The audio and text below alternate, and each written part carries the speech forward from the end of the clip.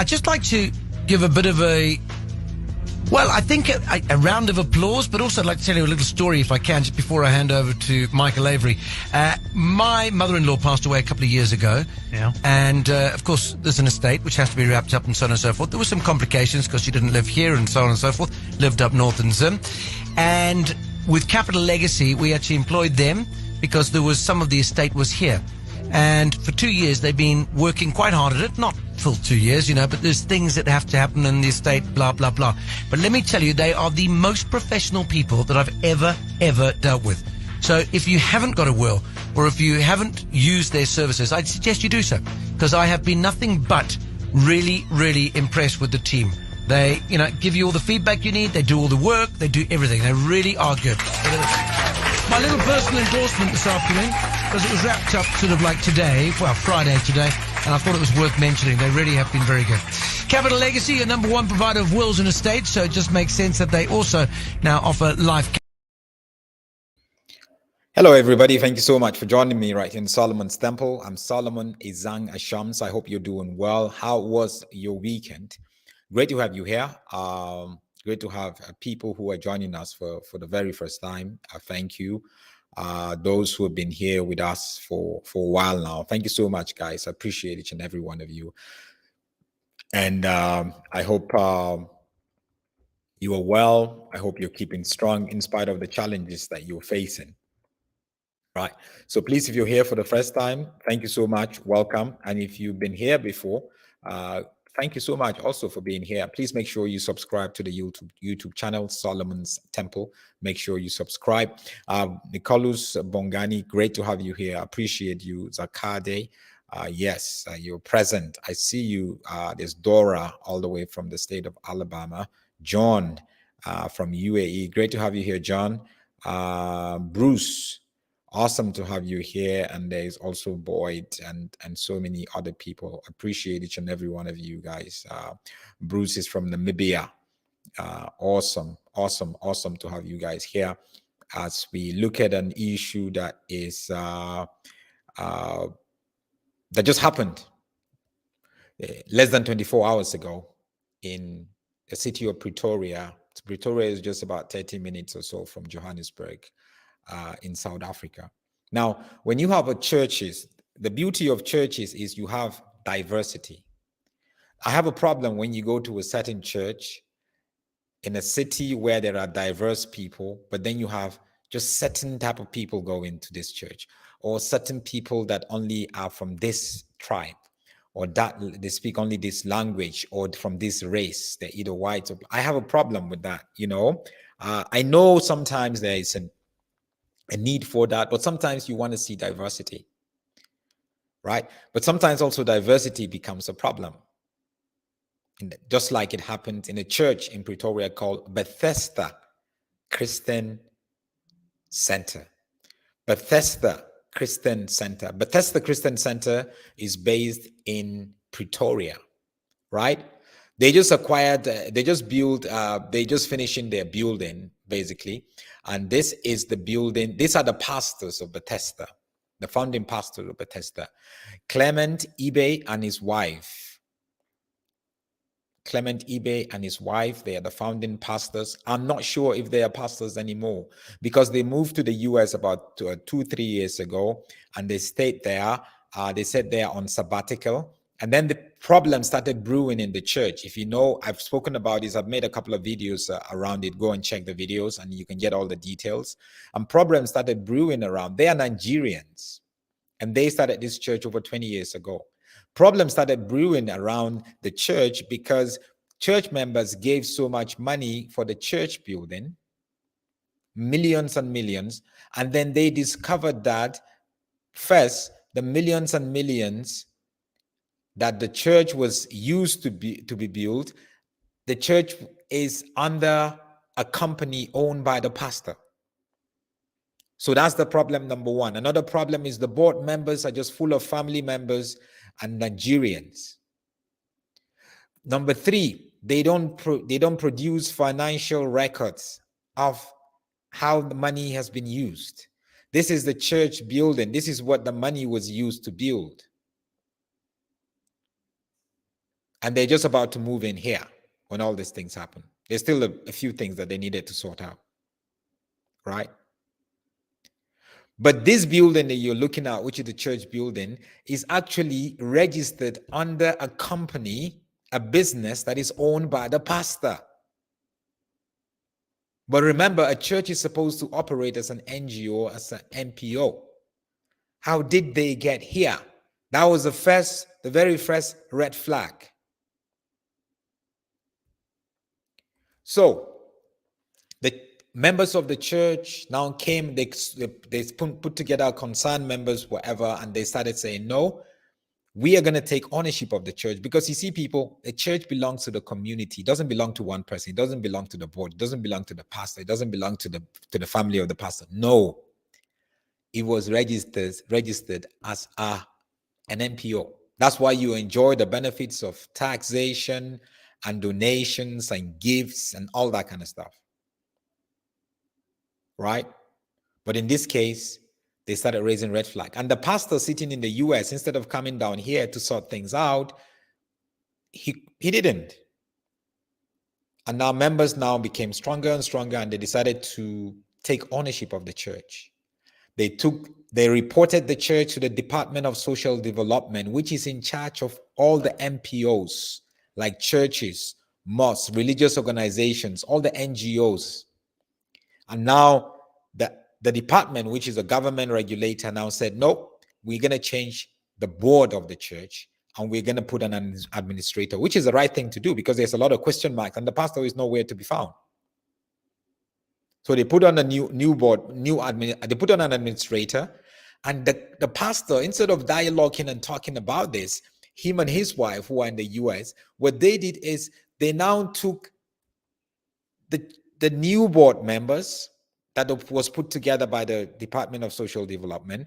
They took the social development, they took the administrator, they sued them to court to stay away from the church. But they're saying, look at your books. There are money you cannot account for.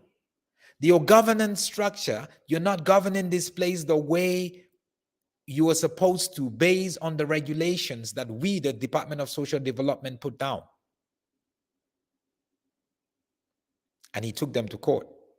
And guess what? He lost. So they constituted a new board members, about 11, I think 10, 11 of them, to govern the church. So obviously he has lost control. He has appealed to the Supreme Court. I'm sure if he loses in the Supreme Court, which I know he's going to lose, he's going to go to the Constitutional Court. He's going to take it all the way because now he knows that he wants to fight it legal, because legal is not always the person who is in the right that wins. We know the courts. It's how you argue your cases sometimes. So he's taking his chances. And yesterday, I'm going to show you a video now. Yesterday, there was service at their old building in the city of Pretoria. So they invited a guest minister. I actually spoke to the guest minister just now before I came on. And he got in there, and there has been two camps in the church. There's a South African camp, the locals taking over the church, and then there is the Nigerian camp, the Nigerians in the city who attends the church, who were actually in control of the church. Because the boards that he used to put together were controlled by Nigerians, which I feel is not fair. As a Nigerian, you have to mix people. You actually have to have more South Africans here, because you are here to bless the local people. God sent you here as a missionary to bless the local people. Why are you excluding them? So yesterday, the Nigerian camp went to church, and the South African camp is there, and there was a fight, and the police had to be called in to step in. It was just great that, there was nothing violent that happened. But you can see the concentration. There, of course, at the end of the day, there was no church service. Here is the video of what happened between the Nigerian camp and the South African camp of Bethesda Christian Center, Pretoria, South Africa, yesterday before church service.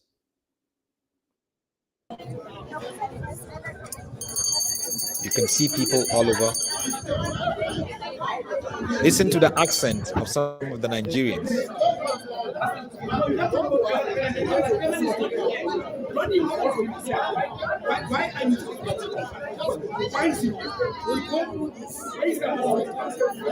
So the one camp is inside, the one camp is outside. They all want control.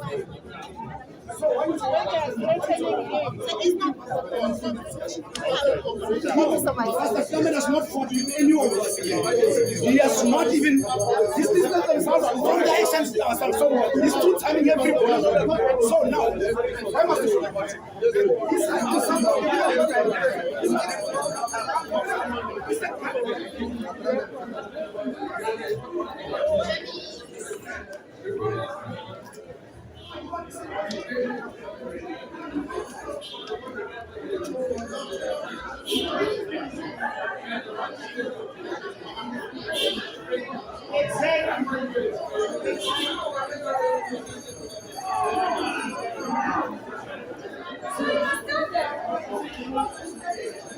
You can see the police.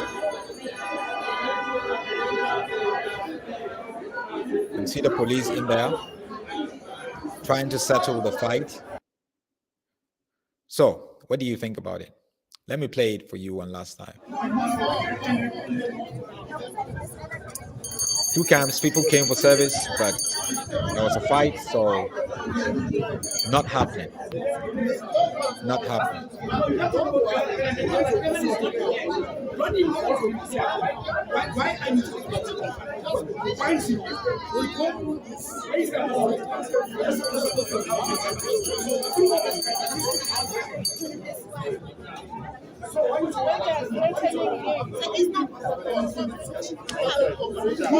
Pastor Clement has not fought with any of us. He has not even. This is not themselves from the actions ourselves. So he's still telling everybody. So now, why must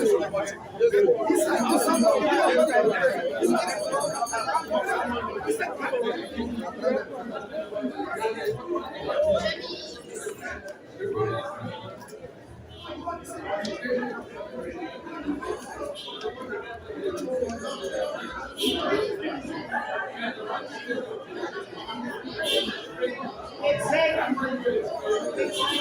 can see the police, you can see the vehicles there across the road also.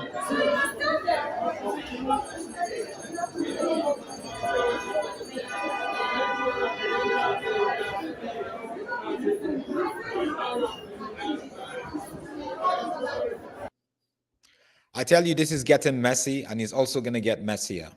The fact is, Pastor Clement Ibe and his wife and his family has lost control of this church. The church that belongs to people is now back into the hands of the people. And that's what the church should be like. There's no court of law there's just a whole lot of mess. He messed up by not coming back to South Africa to settle this out. And now there's division. That is becoming a division based on what? Country.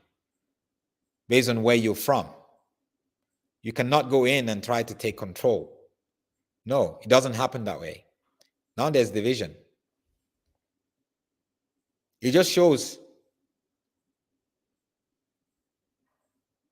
the hearts of the leaders of that church. A lot of them, the main leaders, Pastor Clement Ibe and his wife.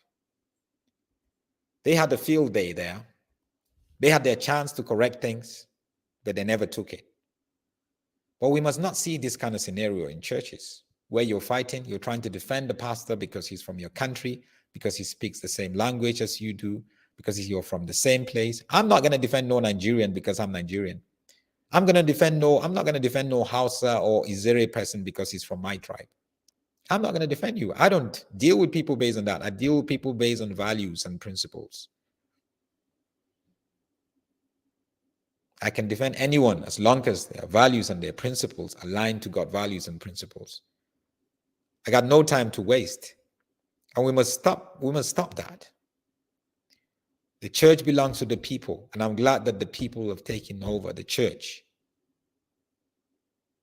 The court gave the church into the hands of the people, took it away from the hands of Clement Ibe and his wife and gave it to the people because they've mismanaged the church.